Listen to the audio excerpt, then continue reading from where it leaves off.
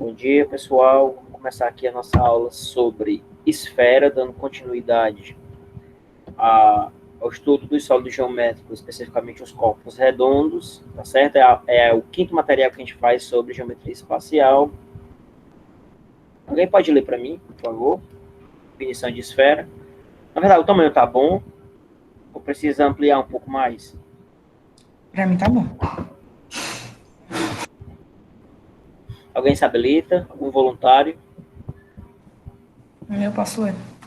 Obrigado, Maria. Conhecemos como esfera todos os pontos no espaço que estão a uma distância igual ou menor que o raio da sua origem. Também podemos defini-la como um sólido geométrico obtido através de uma rotação do semicírculo em torno de um eixo. É composto por uma superfície fechada, superfície esférica, na medida que todos os pontos estão equidistantes do centro. Isso é um O? Um ponto O. Ponto O. Por isso, dois elementos importantes dessa figura são o raio, R, e a origem, O. Certo? Obrigado, Mayra. Pessoal, aqui, assim como eu fiz nos outros corpos redondos, procurei colocar uma ou duas definições para a mesma coisa, certo? Eu coloquei em negrito essa primeira parte, né, distância igual ou menor que o raio da sua origem, porque é muito comum quando você está lendo, seja um resumo na internet, para você ver rápido, memorizar, relembrar, aparecer só o seguinte, a definição de esfera como sendo o conjunto dos pontos, né, que tem a mesma distância de um ponto O, que é a origem. Só que isso não é a definição de esfera. Isso daí, tá certo? Só para chamar a atenção de vocês, vai ser da superfície da esfera, que vai ser do que limita o que a gente chama de esfera. É toda essa capa que a gente vê, tá certo? Esfera é tudo que forma essa capa e todos os pontos que estão no espaço dentro dessa capa. Por isso que é a distância igual ou menor, só para chamar a atenção de vocês, tá certo?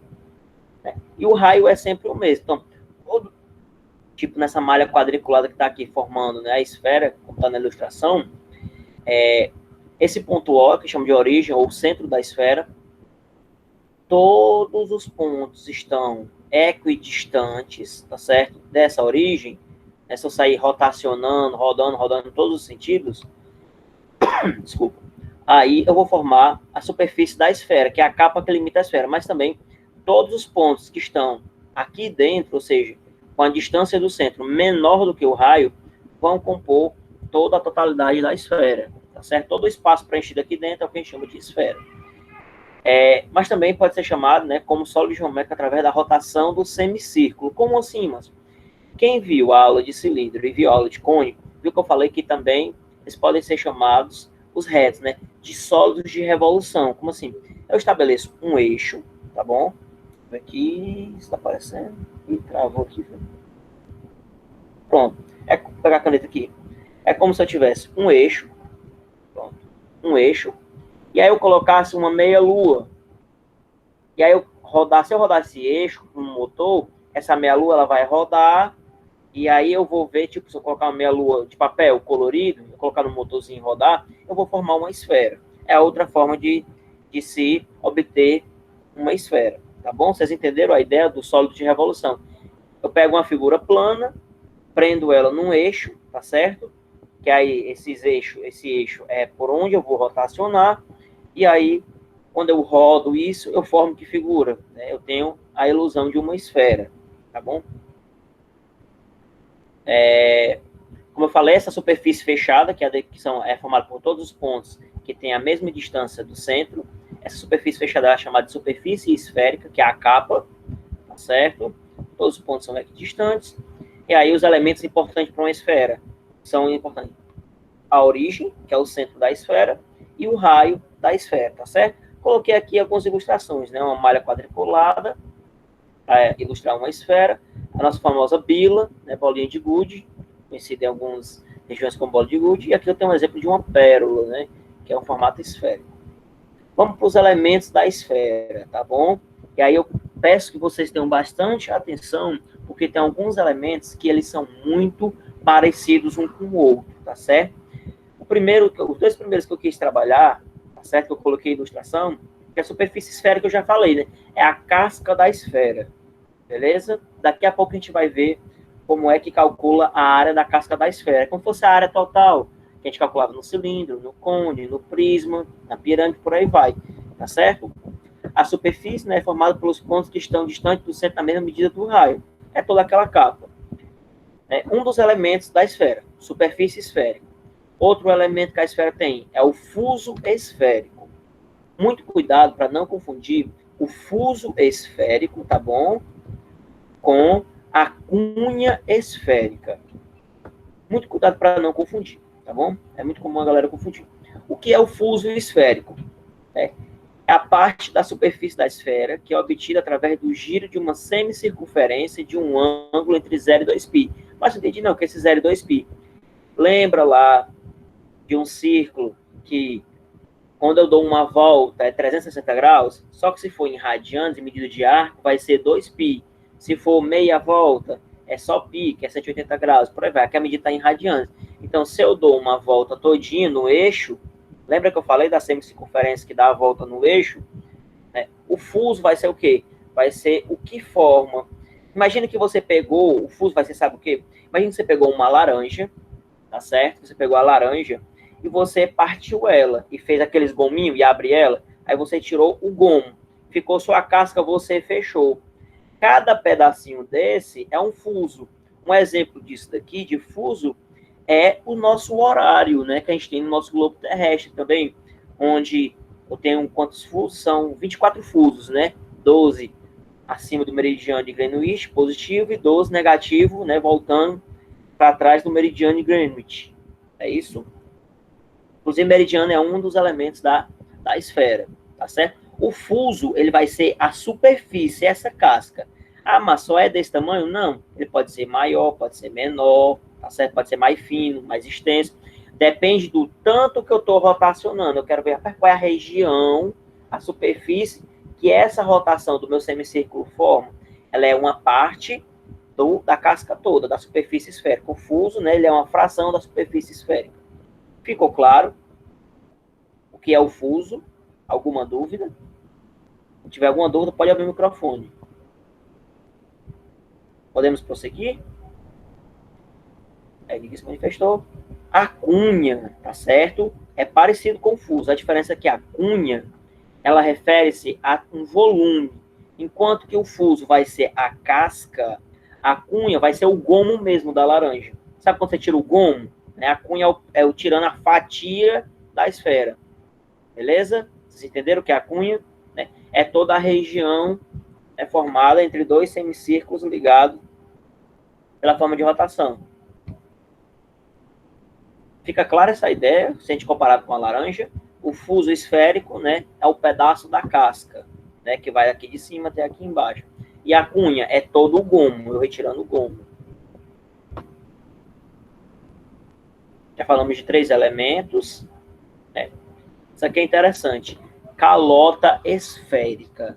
Eu queria puxar, né, só um asterisco aqui, porque existem 2 formas de você falar de calota esférica. Né? Quem gosta de carro vai lembrar, calota de carro. Pronto, vamos lembrar. Porque assim, vocês estão observando que é como se a minha esfera aqui fosse transparente, tá certo? Para ilustrar. E aí a calota vai ser o quê? É como se eu pegasse, sei lá, uma espátula, né, plana. Vamos supor que a minha esfera aqui, ela é formada por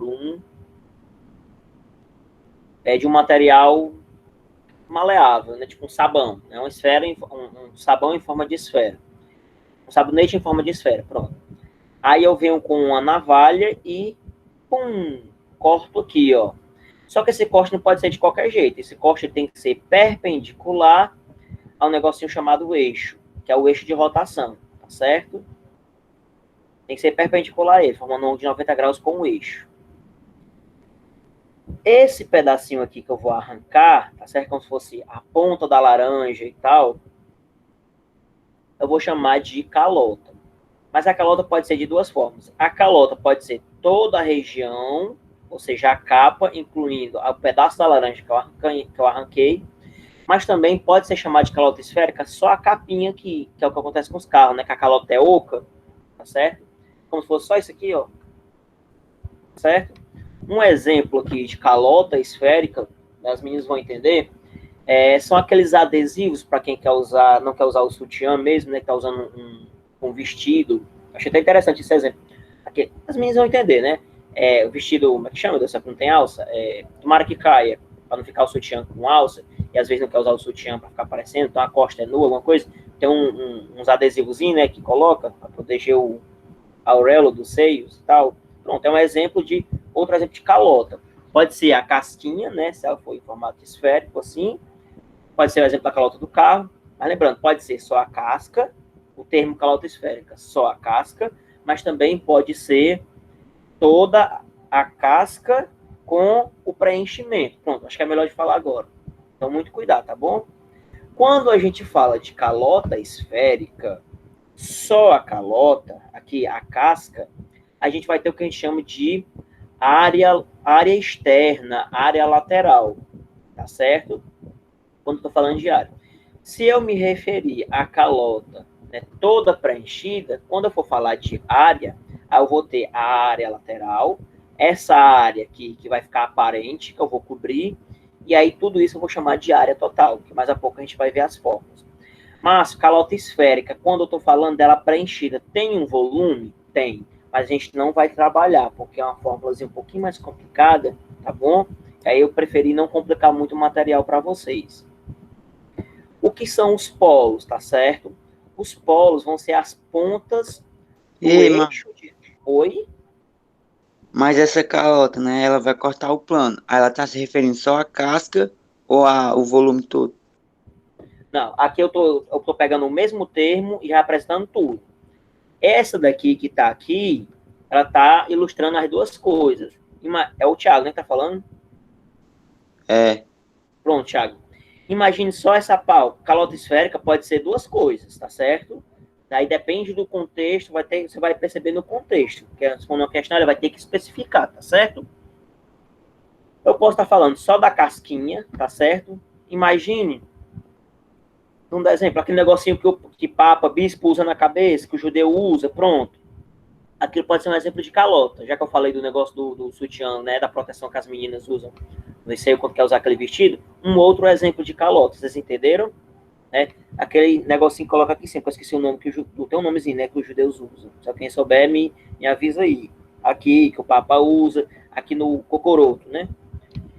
Mas também pode ser, vamos dar exemplo, Thiago, né, eu pego um sabonete e corto um pedaço dele. Aquele pedaço que eu cortei, se o corte que eu fizer, a seção que eu fizer, for perpendicular ao eixo da esfera, eu vou ter também uma coisa que a gente chama de calota. Todo aquele pedaço que eu tirei é o que a gente chama de calota. Ficou claro, Thiago, agora? Sim, entendi, Márcio. Tá certo? Né? Agora sim, o que vai determinar a calota vai ser esse corte que eu vou fazer perpendicular ao eixo. Agora, se eu quero saber a casca, ou se eu quero saber de toda a região, né, tudo preenchido, tudo isso é calota. Agora, lógico que são, né, calotas esféricas em contextos diferentes. Mesmo que eu pegue a mesma situação, o mesmo objeto. Beleza, Thiago? É só para chamar a atenção, porque muitas vezes eles tratam calota, é muito comum a gente encontrar os autores tratando calota esférica, tipo, alguns tratam calota esférica sendo só a parte preenchida, como eu falei do pedaço arrancado, né, a ponta arrancada. E tem alguns autores que tratam calota esférica como sendo só a casca, sendo que ambos os termos aliás, né, ambas as coisas são representadas pelo mesmo termo, calota esférica. Isso é isso que eu quero chamar a atenção de vocês, tá bom? Ficou claro, né, Tiagão? Posso passar para frente? Pode passar, Márcio. Muito obrigado. Ei, Márcio, mas assim, uma possível questão sobre isso, aí como é que isso aí é? Eles tinham que especificar para a gente, né? Sabe como é que vai ficar claro para você? Nem sempre, viu, Elis? Eu entendi sua pergunta. Tipo, né, Márcio? Ele vai especificar se é a calota esférica toda a região preenchida ou é a calota esférica só a casca. Você vai ter que interpretar isso dentro da questão. Né? Às vezes eles vão dizer, especificar, às vezes não, tá bom? Porque o que pode acontecer? Se ele perguntar qual é a área total da calota esférica, então ele está perguntando o quê? Esse negócio aqui, o pedaço arrancado, e ele quer saber quanto é que é para cobrir a parte de fora e o que seria essa parte de dentro que estava dentro da esfera, que quando você cortou ficou aparente. Tá certo? Então ele está falando da calota esférica todo o objeto. Se ele falar, né, só, vamos dar exemplo, um objeto oco, então está falando de calota esférica só a casquinha de fora. Se ele falar de volume, então é o pedaço todinho, porque não tem como calcular o volume de uma casca. Porque aqui é como se fosse a espessura da casca, quando ele está falando de área, é como se a espessura dela fosse irrelevante. Entendeu, Elias? Entendi. Beleza? Mas eu acho que tem um exemplo aqui que eu coloquei na frente sobre calota. Nem lembro, acho que eu coloquei um exemplo sobre calota. Ó, os polos, tá certo? Agora sim, finalmente chegamos, né? O que são os polos? É eu pegar o eixo, tá certo? São os pontos que estão aqui, ó. Eu pego o eixo de rotação, 1, 2, né? Vão ser os pontos que vai ser a interseção do eixo com a superfície esférica, né? Com comparação com o nosso planeta, né? Apesar dele, né, ser achatado, né? Ele é esférico, mas seria o polo norte e o polo sul, né? São pontos, tá certo? O que é o paralelo? O paralelo, vai ser as circunferências, tá certo? Formadas pela interseção entre um plano perpendicular ao eixo de rotação. Como assim, Márcio? Vamos dar exemplo, ó. Vamos supor que eu pego, né, um plano, projeto ele, interceptando aqui a minha esfera, né, perpendicularmente ao eixo, para formar a calota, tá certo? Esse círculozinho que forma aqui ao redor da esfera, né, unindo esse plano, a interseção entre esse plano aqui e a superfície da esfera, essa circunferência é o que a gente chama de paralelo. Mas só existe um paralelo? Não, existem infinitos paralelos aqui, ó. A cada plano que eu passar perpendicularmente ao eixo, eu vou formar uma circunferência de raio diferente, chamada de paralelo. Um exemplo no nosso planeta, para ficar mais fácil, relacionando lá com a geografia, né? O paralelo aqui no meio, né, que divide igualmente a parte de cima e a parte de baixo da nossa esfera, é a nossa linha do Equador. Inclusive, na esfera também é chamada de Equador, né? É o paralelo que divide a minha esfera em duas bandas iguais. A banda de cima é o hemisfério norte, a banda de baixo, o hemisfério sul, né? Quando eu pego o meu círculo e divido em dois pedaços iguais, eu tenho dois semicírculos. Quando eu pego a minha esfera e pego, né, e divido ela no paralelo chamado Equador, eu tenho dois hemisférios, né? São duas bandas da laranja, pronto, né? A metades iguais, né? Fazendo um pleonasmo aqui, né? Metades iguais, que metade tem o mesmo tamanho. Beleza? E o meridiano é o contrário, é como se fosse o paralelo, só que ele é rente, né? Ele atravessa o eixo aqui, enquanto o paralelo, né, são os planos que são perpendiculares ao eixo. O meridiano, né, ele é formado aqui na casca, né, com os planos que interceptam o eixo. Então, cada vez que se eu fosse, tentar projetar um plano que passe pelo eixo, ele vai formar aqui na superfície o que a gente chama de meridiano. Inclusive, na geografia tem isso, né? Os fusos, né, tem os meridianos, né? Cada linhazinha que vai a diferença de um fuso para o outro é um meridiano, né? E os paralelos aqui, só tem a linha do Equador? Não, Márcio. Se eu fizesse pegasse outro plano perpendicular ao eixo, bem aqui embaixo, pegando para o nosso planeta, o exemplo são os trópicos, né? Trópico de Câncer e por aí vai. Tranquilo? Os elementos.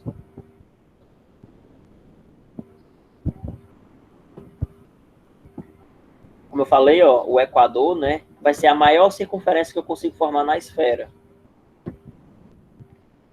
E secção na esfera? A secção na esfera é aquela mesma coisa que eu falei lá no cone, que eu falei no cilindro, né? Como se eu fosse partir ela de forma perpendicular ao eixo. A diferença é que lá no cone e no cilindro, ou também no prisma ou na pirâmide, essas secções elas tinham que ser paralelas à base. Como eu não tenho uma base de apoio, né, da esfera, eu vou usar como referência quem? O eixo. Então, aqui essa secção ela tem que ser perpendicular ao eixo, tá certo?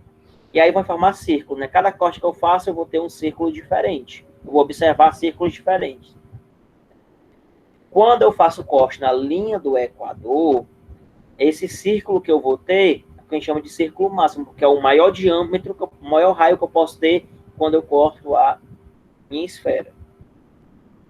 Só uma curiosidadezinha que eu achei interessante colocar aqui, que é a questão de espelhos esféricos, né? Misturando um pouquinho com a física.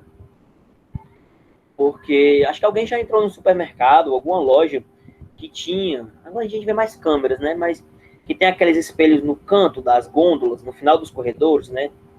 E você consegue ver o que é que tem ao contrário, né? Tipo, você está aqui no sentido do corredor e você consegue ver o que está acontecendo fora do seu campo de visão, né? Aqueles espelhos são espelhos, né? Que ajudam, usam a física para isso. Então, são pedaços de esfera. São exemplos de... Meu Deus, quem estava falando, estava na dúvida sobre a casca? Calotas. Né? São exemplos de calotas, né? São superfícies, são calotas que são cobertas, né, com aquele material, são bem polidos, e aí vai dar reflexo. Utilizado no dia a dia, o espelho feito é, como eu falei, né, a calota esférica com uma das suas partes polidas, e com alto poder de reflexão. Se a superfície refletora for a interna, ou seja, a parte de dentro da casca, que é o que acontece com os retrovisores, tá certo? O que acontece com os retrovisores de carro, a gente tem um espelho côncavo. Então, ele dá a ideia de que o que está acontecendo fora é menor. Por isso que você consegue visualizar melhor o que está acontecendo do lado de fora, porque ele pega boa parte do que está acontecendo fora e consegue reduzir para uma imagem menor. E no caso que eu estava falando do espelho lá do supermercado, das lojas, você vê a coisa que está acontecendo pequena maior, porque ele está pegando a parte externa da minha calota, tá certo? O côncavo, eu estou pegando a parte de dentro. O convexo, eu estou pegando a parte de fora. E aí dá a ideia de ampliar. Enquanto o côncavo, ele reduz, assim, ele pega uma área maior e traz para uma região menor, ele reduz. O convexo, ele pega uma área e ele amplia, tá certo? Né? Aí tem um exemplo que eu falei, né? Retrovisor do carro e de saída do ônibus são convexos. Enquanto que aqueles que a gente vê, espelho de maquiagem também, né? Porque é um espelho de maquiagem que é bem pequenininho, as meninas conseguem ver seu rosto, então os rapazes que querem usar para fazer algum procedimento de ajeitar o rosto e tal, ou então tirar a barba, algo do tipo, é um espelho côncavo, né? Porque ele amplia aquela região. Beleza? Agora vamos para as fórmulas.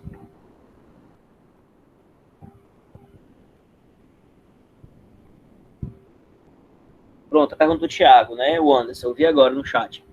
É o seguinte, é a mesma casca. A diferença, o que diferencia o côncavo do convexo é por qual lado eu estou olhando. Tá certo? Por qual lado eu estou olhando. Se eu estou observando pelo lado de dentro, né? Ele é o quê? Eu troco esse negócio de côncavo e convexo, não é mentir. Ele é côncavo, é verdade. Ele fica pá. É só lembrar da ideia também dos polígonos, né? Se eu ligo as pontas, passa por dentro ou passa por fora, né? Côncavo. E assim é convexo, tá certo, Thiago? Então, se eu estou pegando a parte externa, a parte de fora da calota, estou pegando uma superfície convexa. Se eu estou utilizando a parte de dentro da calota, então é côncavo. Beleza?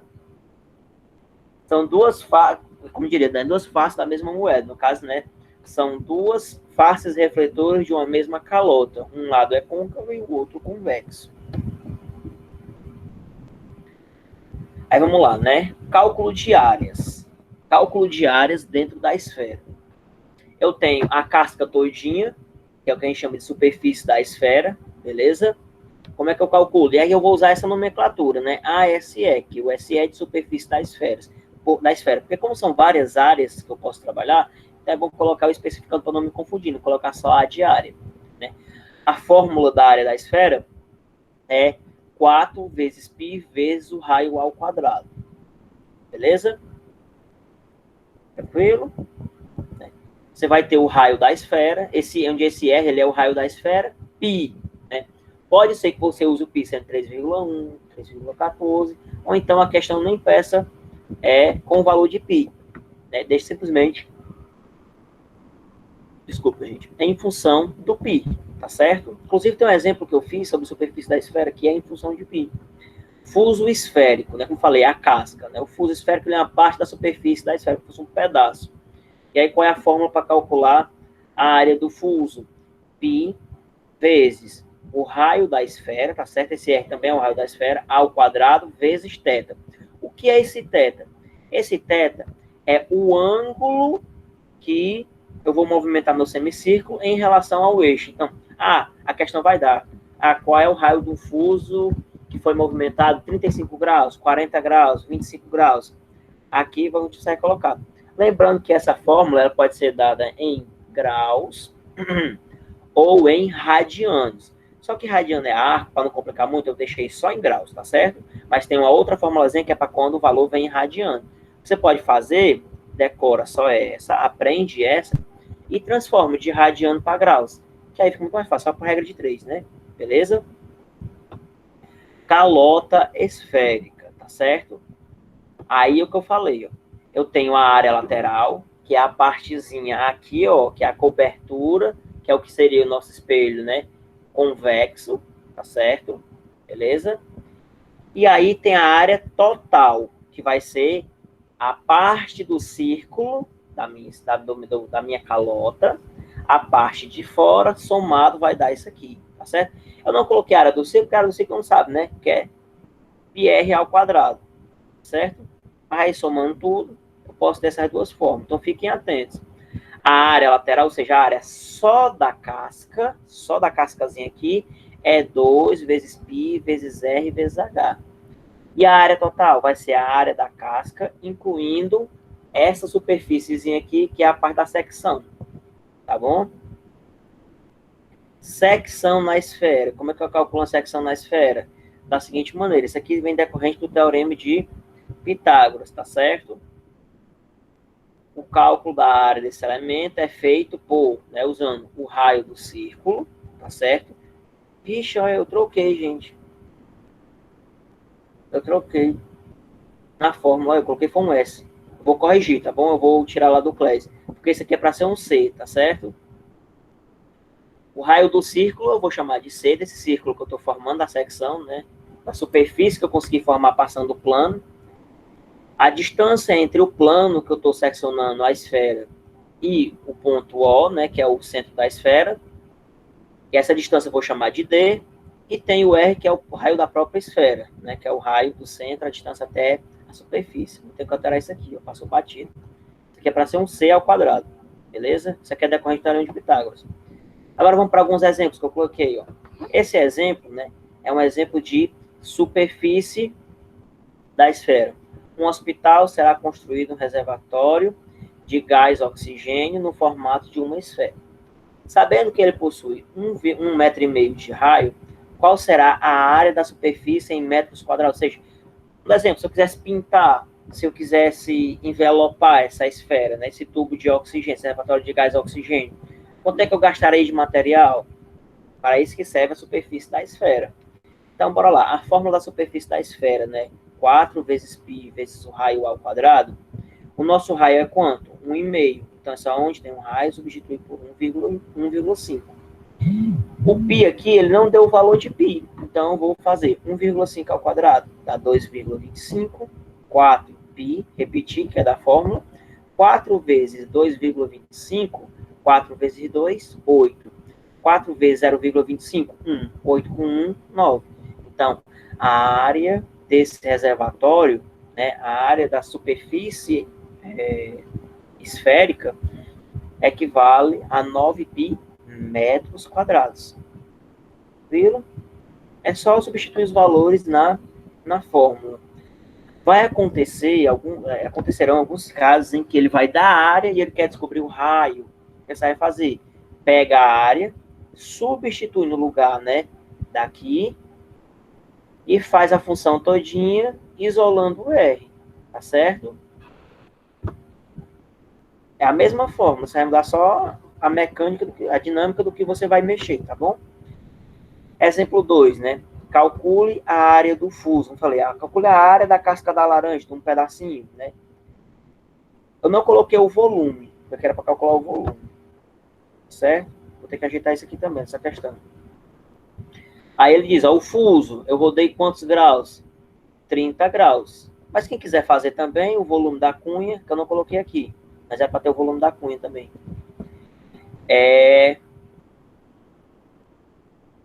A área do fuso vai ser igual. Tá aqui a fórmula que eu coloquei do fuso, ó. Π vezes o raio ao quadrado e o θ. O θ que eu falei aqui, ó, é 30 graus. Então vai ficar π vezes, quanto é o raio? 3, então é 3 ao quadrado, vezes, quanto é o ângulo de rotação? 30 graus. E o 90 da fórmula. Então, bora lá. 3 ao quadrado, 9. 9 vezes 30, 270. Não é isso? 270 π dividido por 90, 3 π metros quadrados. Notem que aqui nesses dois exemplos eu não me preocupei em usar o valor do π. 3, 3,1, 3,14, por aí vai. Eu posso deixar meu resultado em função de π. O que é que vai determinar isso, Márcio? O seu item, né? Se a questão for de item, ou então se a questão disser, né? Utilize o π valendo, né? Tanto. Exemplo 3. Agora sim, ó, uma calota esférica foi obtida por uma esfera de raio 10 centímetros. Se sua altura é 3 centímetros, qual é a área da superfície da calota esférica? Ó, que tinha me perguntado, né? Aqui ele fala, ó, a área da superfície. Ele não especifica se é a superfície total, se é só a superfície lateral, que é a parte externa, tá bom? Mas aqui a gente está deduzindo que é a parte esférica, beleza? Mas não se preocupe, que eu, ao colocar uma questão para vocês, eu deixarei isso bem claro, tá bom? Então aqui, ó, a área da calota esférica, né, que é a área lateral. 2π vezes o raio vezes a altura, certo? A altura é 3 centímetros, mas por que essa altura? É a distância, né, que tem entre o polo, tá certo? E o ponto que foi seccionado a calota. De novo, uma questão que não vai o valor de π, né? Só substituindo, o raio é 10, a altura é 3, 10 vezes 3, 30, 30 vezes 2, 60. Vamos para o volume. Alguma dúvida, gente?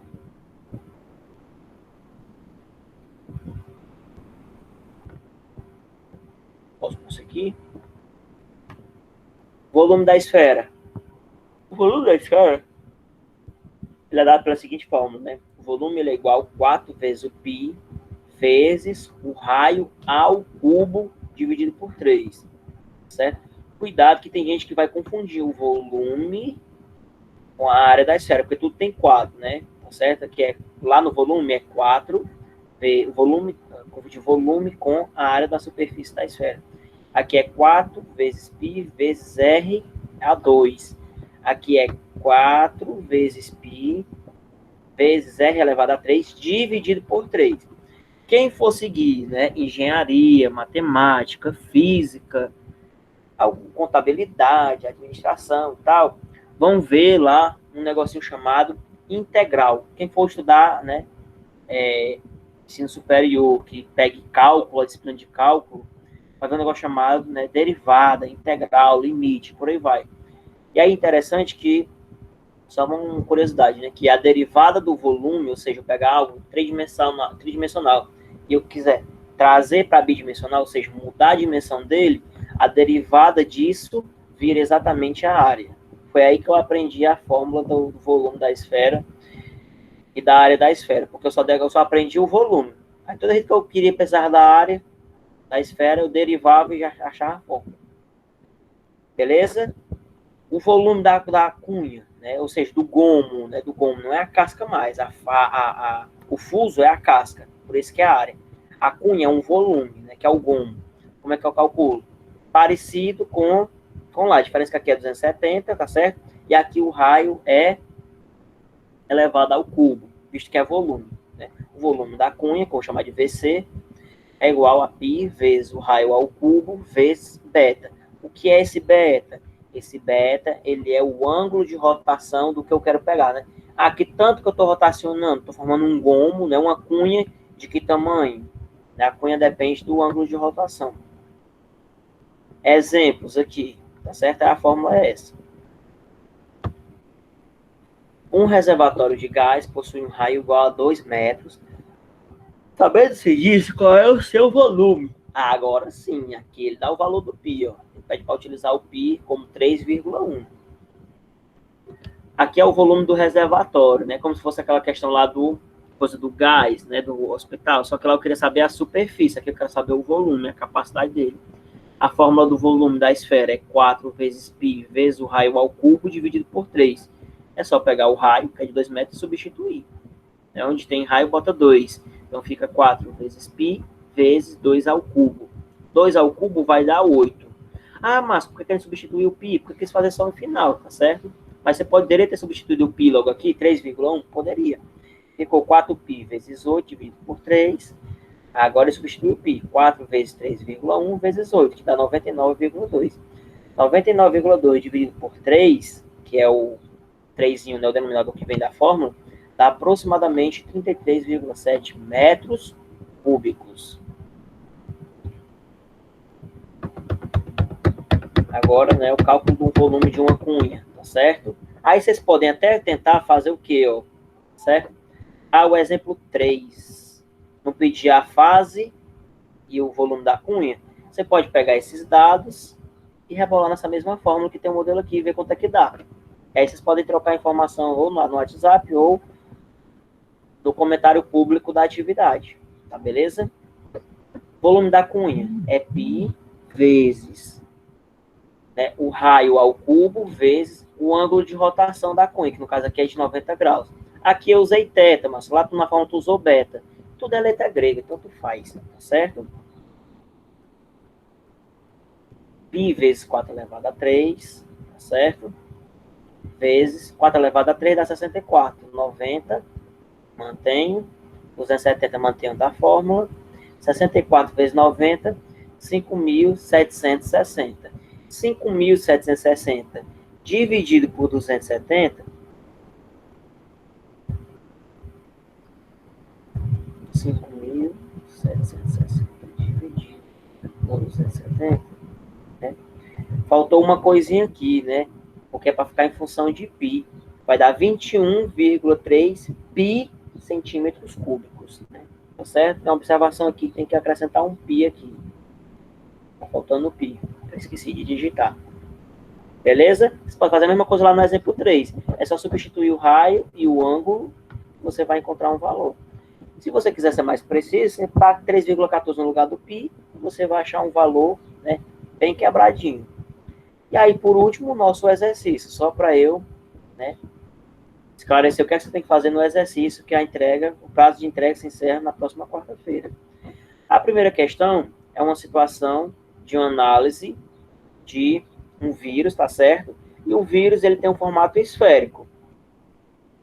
E aí o cientista que está analisando, ele quer saber, o pesquisador, ele quer saber a seguinte coisa. Aqui no centro, ele tem uma parte genética, tem essa parte mais escura, rosada, roxa. Eu não sei como é que vocês estão visualizando, né? Para mim, é rosado, tá certo? E ele tem uma capa de gordura, que também forma uma esfera. E ele quer saber qual é o volume dessa capa de gordura. Mas como é que eu vou calcular isso aí, pelo amor de Deus? Né? O que você vai fazer? Ele dá o raio da esfera menor e ele dá o raio da esfera maior. O que você vai fazer? Você calcula o volume das duas esferas. Depois você só deduz a esfera menor, o volume da menor, da maior. Tá certo? Qual é o volume que envolve essa esfera? Ou seja, a gordura aqui nesse vírus.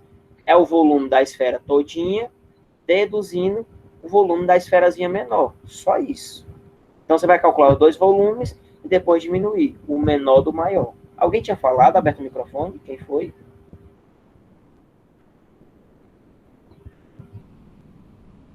Foi eu, entendi errado. O senhor explicou, aí eu compreendi agora. Ah, beleza? Vocês E o entenderam? Lucas perguntou se Eu a gente deve transformar de nanos para metros. Não, né? Porque tá tudo em nanos. Não, você vai dar a resposta em nanômetros mesmo, viu? Eu não especifiquei a unidade, não vamos se preocupar em estar convertendo unidade aqui não, tá certo? Pode dar a resposta em nanômetros mesmo. Então o volume vai ser nanômetros cúbicos, nm elevado a 3. Tranquilo? Ok, Lucas? Ok, Thiago? Ok. Segunda questão.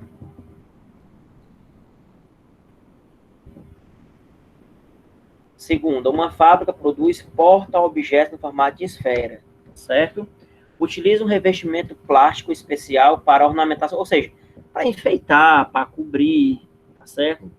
Para dar uma corzinha, né? Dar um tchan no objeto deles. Isso pode ser, né, o revestimento, é o envelopamento, né, esse é o formato esférico.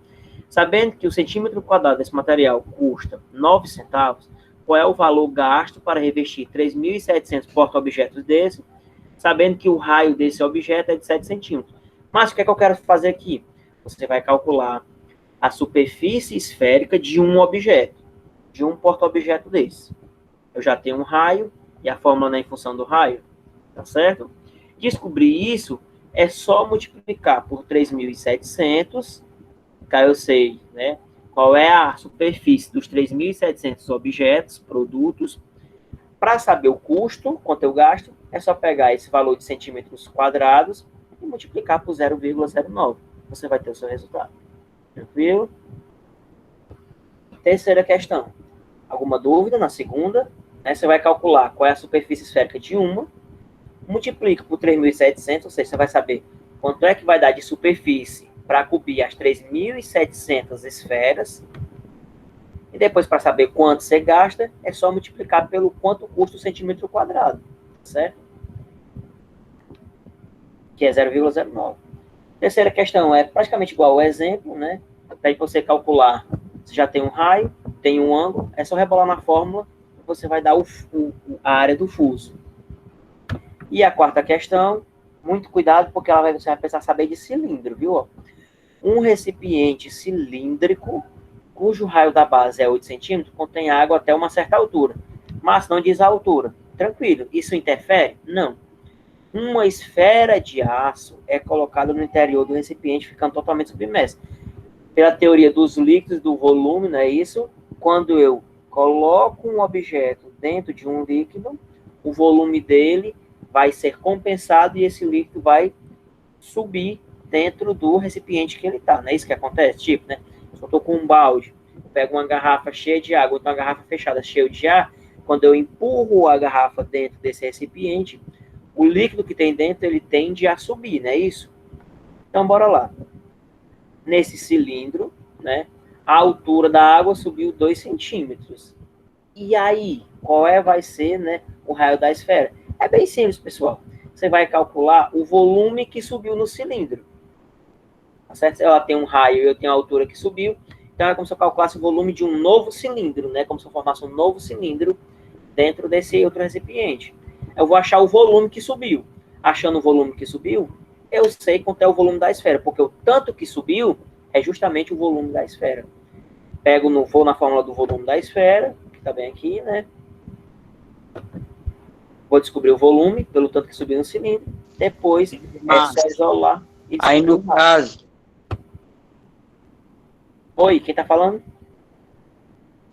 É eu. Aí, no caso dessa parte da água que subiu, 2 centímetros vai equivaler à altura da esfera, é? Como é? Eu.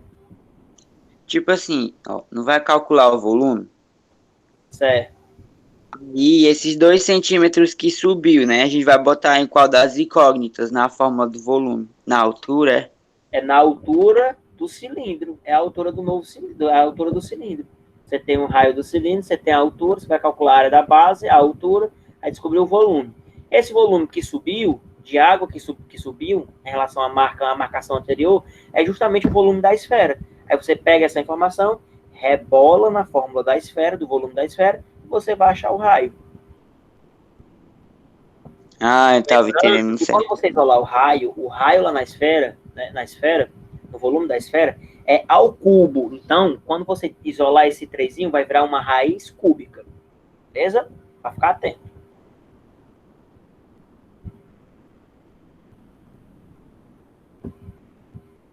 E aí eu deixo livre para vocês aqui. Quando você achar o raio da esfera, você pode deixar em função de π, ou vocês podem substituir o π por 3,14 e achar um valor, um valor com casas decimais. Pode deixar com casas decimais mesmo. Então, Márcio, esses 2 centímetros vai ser 2 centímetros cúbicos, é? Não. Não tem nada a ver. Esse 8 e esse 2 você vai usar na fórmula do cilindro. Depois você achar o valor, é que você vai para a fórmula da esfera.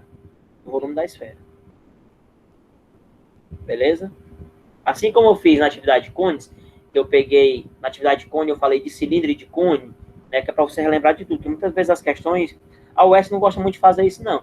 Mas no Enem, vez por outra, em outros vestibularzinhos aí, aparece isso. Dele, uma mesma questão, ele pedir de 2, 3, sólido geométrico. Aí você pega informação de um, rebola no outro, para desse outro chegar no terceiro, por aí vai. Então, você calcula uma coisa num, obtém um valor para substituir no outro. Tranquilo, meus amores? Alguma dúvida?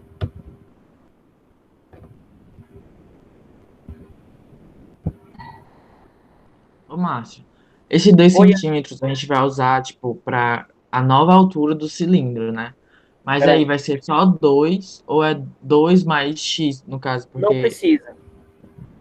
Porque o que me interessa não é o volume do cilindro, a marcação, em que marcação ficou a altura do cilindro depois que eu submergi a esfera. Não. Eu quero saber o volume da esfera. Não é isso? Esse 2 centímetros me ajuda a encontrar esse volume. Não precisa de X, não. Por isso que eu falei, a uma certa altura. Essa altura vai fazer diferença? Eu falei, não vai fazer diferença. O que é importante, vamos supor, se a altura fosse 10 centímetros, subiu 2, foi para 12. Mas não importa se chegou em 12, eu quero saber que subiu de 10 para 12. Entendeu? É esse 2 que importa. Tivesse em 20, ia para 22. Eu não quero saber o novo volume, qual altura chegou no cilindro. Eu quero saber só o volume de água que subiu. Para isso eu preciso só do raio e do tanto que aumentou. Não preciso trabalhar com X aí, não. Beleza? Ficou claro isso? Sim, sim. Meus amores, mais alguma dúvida? Esse material está disponível vocês no Class. Eu vou só retificar e substituir, mas no mais, que foi o negocinho aqui do S, né, que eu tenho que mudar, né? Aqui, a formulazinha, que é para CC, tá certo? E eu vou ajeitar aqui que tá faltando, nessa resolução tá faltando em função de π, né? Aqui tá faltando colocar o π. No mais, a atividade é essa. Tiagão, é o Thiago que tá falando? Aí o senhor, depois de corrigir, o senhor ainda vai postar hoje lá no Classroom? Sim, já. Eu vou verificar a questão da atividade que é hoje, né, Elis? Que agora eu não vou esquecer. E vou colocar no comentário público e nos grupos de WhatsApp, tá bom? No comentário público da atividade de todos. É só observação, mas acho que não vou precisar mudar a questão. Se eu não me engano, não precisa mudar, Lima. Vou só confirmar e ajeitar isso aqui. Mas vocês podem começar a fazer, gente, né? Pegar esse material. E quando eu repostar, eu creio que antes do meu dia eu reposto. Tá bom, Thiago? Beleza. E aí, galera, mais alguma dúvida?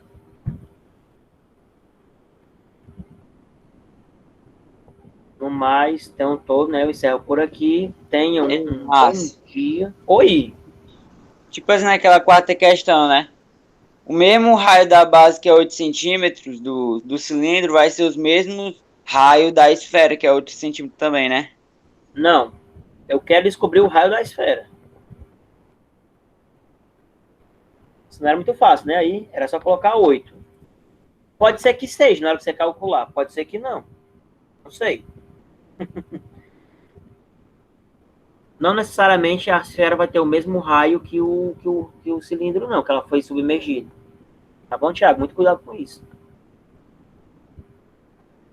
Você só vai encontrar depois que você descobrir o volume da esfera que foi submersa, e aí colocar na fórmula, aí você vai isolar o raio e descobrir quanto é o raio. Tranquilo, Thiago? Tranquilo. Pois, meus amores, tenham um ótimo dia, tá bom? Bons estudos, se cuidem, e qualquer dúvida vocês já sabem, é só chamar lá no WhatsApp, e eu vou tentar não esquecer, tá bom, Elis? O pobre Elis tá me cobrando isso daí, essa verificação desde semana atrasada, né, Elis? Me desculpe, viu, meu querido? Mas vamos agilizar isso aí. Obrigado pela presença de vocês e tchau, tchau. Beijo no coração. Tudo bem, tchau, Márcio.